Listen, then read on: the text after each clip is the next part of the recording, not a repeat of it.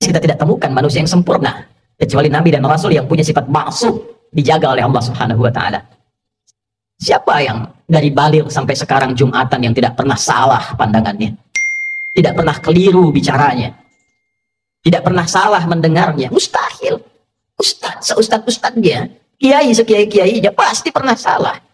Jadi kalau Anda ingin mencari kesalahan seorang ustadz, ya pasti ditemukan sepanjang dia manusia. Kiai demikian, Habib demikian, sepanjang manusia, sepanjang bukan Nabi dan Rasul. Siapapun, mau pejabat, mau rakyat, mau birokrat, siapapun, pasti ada potensi untuk berbuat salah sepanjang kita masih hidup dan sepanjang setannya juga menunaikan tugasnya untuk menggoda manusia. Nah, Allah yang punya sifat Rahman dan Rahim sebagai penutup bagian dari khutbah ini menginginkan dalam situasi itu pun tetap melindungi kita, tetap menjaga kita.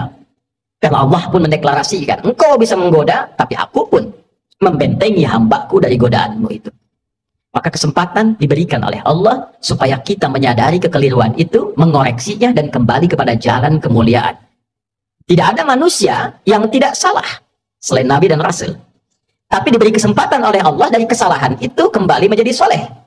Saudara, bila kita mengoreksi yang salah menjadi soleh, tidak baik menjadi baik, maka kebaikan yang dihasilkan dari sifat korektif dari yang tidak baik itu disebut birrun namanya. Birrun.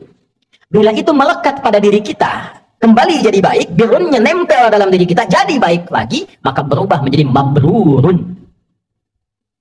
Maka dilatihlah setidaknya dalam ritual setahun sekali. Belajar, kontemplasi, apa selamanya saya akan jadi seperti yang tidak baik ini.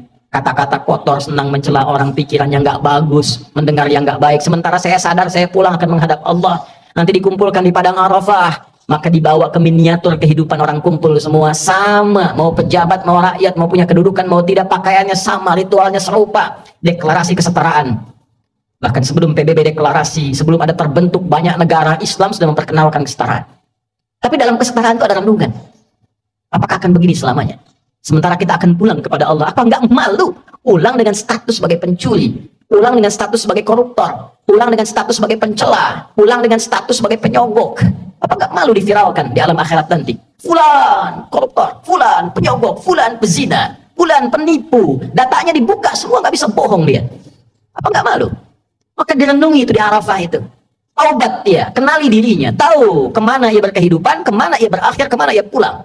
Setelah itu dia bertekad, dia fikir dari Arafah pergi ke Muzdalifah. Fa idza afadtum min Arafatin fadhkurullaha 'indal masy'aril haram. Dia bawa zikirnya, dia bertekad, dia akan lempari itu sifat-sifat buruknya yang ada dalam tubuhnya dulu, karena tiga yang mempengaruhi dia menjadi tidak baik.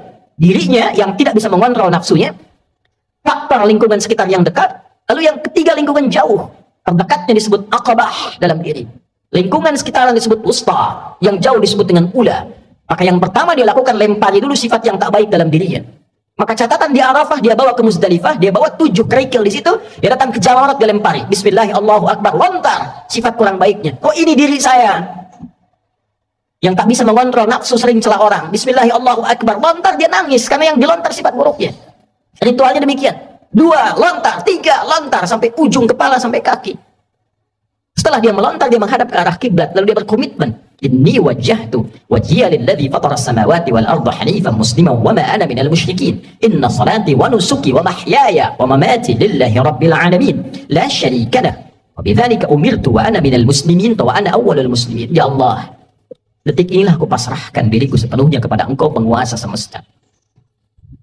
Ada orang-orang berkata, Tuhan itu alam semesta. Maka Allah lebih detil lewat Rasul yang disampaikan, akulah penguasa alam semesta itu.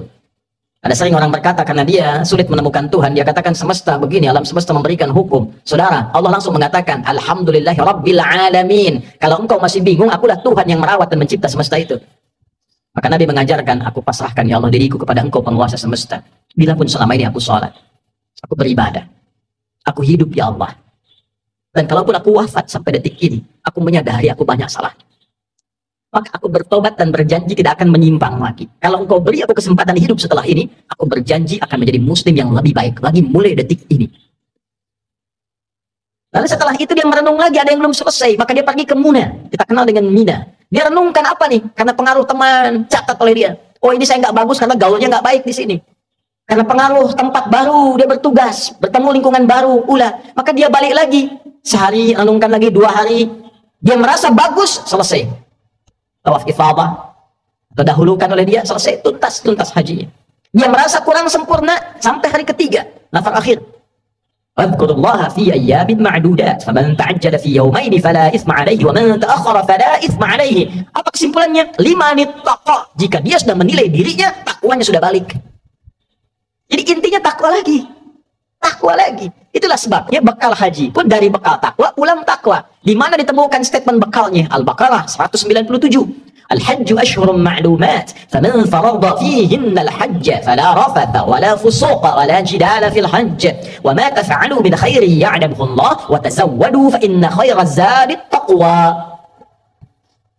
Haji itu ditentukan waktunya, sudah viral diketahui persiapan sampai puncaknya. Jika Anda komitmen bersiap haji, maka siapkan dirimu. Jangan berkata kotor. Jangan engkau berdebat pada yang tidak penting, berselisih. Jangan berperilaku menyimpang. Itu yang kita koreksi di sana. Silahkan berbekal. Allah tahu banyak orang mau berbekal. Kopernya tuh silahkan besarin, bekalin materinya, baju persiapan. Tapi yang terpenting bukan itu, kata Allah. Yang terpenting itu koreksi dirimu. Watazawwadu fa inna khairaz zadi taqwa, bekal takwamu. Makanya sebelum berangkat kita manasik tuh. Malam tahajud tingkatkan, baca Quran tingkatkan, itu bagian takwa. Nanti di sana dioptimalkan, begitu pulang 5 menit taqa. Setelah 2 hari, 3 hari selesai di Munah itu kita simpulkan ada perubahan enggak? Itulah sifat takwa. Ketika pulang berubah jadi baik, yang tak baik dikoreksi jadi baik. Itulah birrun. Melekat pada pelakunya mabrurun. Ini yang dimaksud kalimat Nabi al-hajjul mabrur. Haji yang merubah pelakunya menjadi lebih baik dari sebelumnya. Bagi kita yang belum atau tidak berhaji di tahun ini, maka diberikan jalan berbeda. Tapi ini bukan haji. Tetap haji lebih utama karena ada ritual-ritualnya. Tapi ada substansi yang serupa, mabrur, membentuk karakter mabrur walaupun belum ada kesempatan haji. Lewat apa itu? Awal Dzulhijjah, kita puasa, bekali takwa. Di sana wukuf di hari ke-9 waktu Saudi. Makanya disebutkan yaum siyam yaumi arafat. Puasa yang dilangsungkan di harinya saat orang-orang itu wukuf di Arafah, hari di Arafahnya tanggal 9. 9 waktu Saudi, 9 waktu kita. Di sana tanggal 9 wukuf, di sini kita tunaikan puasa. Sama persis puasanya, ya seperti halnya perilaku orang-orang yang sedang wukuf, dia merenung, dia koreksi. Jadi tidak seperti yang Ramadan sifatnya. Tidak seperti yang Ayyamul Bid sifatnya. Bukan cuma sekedar tahan lapar, haus, terbit fajar sampai maghrib. Semua puasa tidak begitu. Ada keistimewaannya, khusus untuk Arafah, esensinya koreksi diri. Kenali kekurangan dan seterusnya. Malamnya takbir, saat di sana melontar jumrah esoknya, tanggal 10, di sini kita menyembelih. Sifat hewani. Hewan itu diciptakan dengan nafsu. Jadi gambaran nafsu itu ada di hewan. Hewan tak punya takwa. Karena di sana melontar sifat hewani nafsunya, di sini menyembelih. Dan kalimatnya setelah itu sama. Menghadap ke arah kiblat, mengatakan kalimat yang sama, inni wajjahtu, dan seterusnya. Inilah yang dimaksud Allah di Quran surah 22 ayat 37. Di sana takwa, di sini takwa. La yanalullaha luhumuha wa la dima'uha walakin yanaluhu taqwa minkum.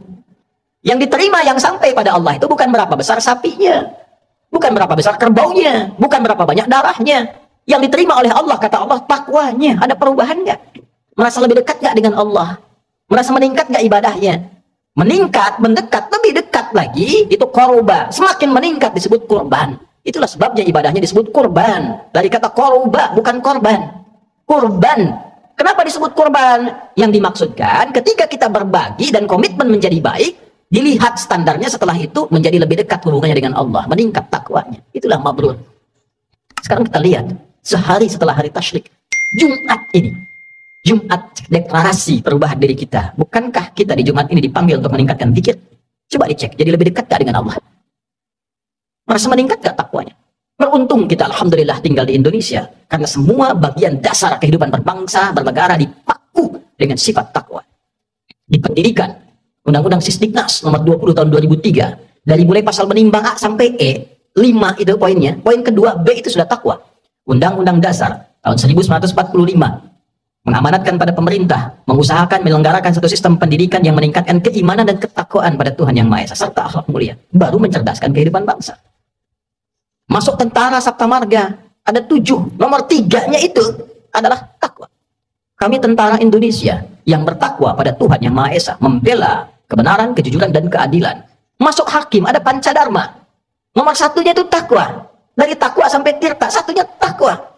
Kami hakim Indonesia yang bertakwa pada Tuhan Yang Maha Esa. Masuk polisi, Tribrata, nomor satunya takwa. Kami polisi, Negara Kesatuan Republik Indonesia yang bertakwa pada Tuhan Yang Maha Esa. Jadi itu ukuran pendiri bangsa ini menginginkan kita jadi orang baik sebelum pintar. Sebab pintar tidak baik, celaka. Korupsi itu banyak dilakukan oleh yang pintar. Pengelabuannya oleh yang pintar. Cuma karena nggak ada takwanya sebagai amanat undang-undang, itu yang jadi problem. Nah, kalau kita mengklaim negara muslim terbesar, setiap Jumat pengingat pertama takwa, hadirin. Bertakwalah kepada Allah dengan sebenar-benarnya takwa. Tuh pulang Jumatan, betul nggak takwanya ada tuh? Ada nggak yang hilang sendal tuh? Baru keluar masjid. Itu kalau kita tunjukkan menjadi muslim yang benar, berubah jadi lebih baik, korban dekat dengan Allah, itulah esensi manusia mabrur yang diinginkan oleh Allah